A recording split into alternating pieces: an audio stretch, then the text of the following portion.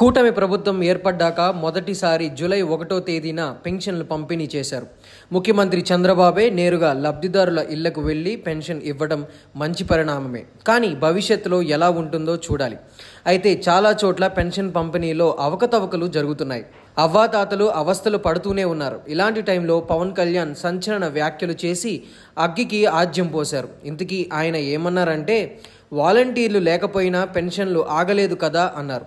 ఉద్యోగస్తులతో పెన్షన్లు పంపిణీ చేస్తున్నామని చెప్పుకొచ్చారు. మంచిదే సార్, కానీ లక్షలాది మంది వాలంటీర్ల పరిస్థితి ఏంటి?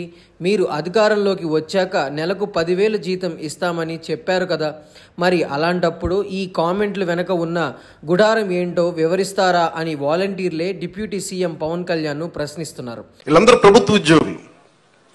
దాదాపు 6,000 మంది పైచిలుక అధికారులు, మనం టోటల్గా ప్రభుత్వ ఉద్యోగుల్ని మీ ఇంటికి వచ్చి మీకు డబ్బులు ఇస్తా ఉన్నారు. వాలంటీర్స్ లేకపోతే ఎక్కడ ఆగింది చెప్పండి ఈ రోజున పెన్షన్స్? నేరుగా వాలంటీర్ వ్యవస్థ రద్దు చేశామని చెప్పకుండా వాలంటీర్లు లేకపోయినా పెన్షన్లు పంపిణీ జరుగుతుంది కదా అంటే అర్థమేంటో చెప్పాలని కోరుతున్నారు. ఈ లెక్కన వాలంటీర్ల వ్యవస్థకు మంగళం పాడినట్లేనని పలువురు వాలంటీర్లు వాపోతున్నారు. Please subscribe .news.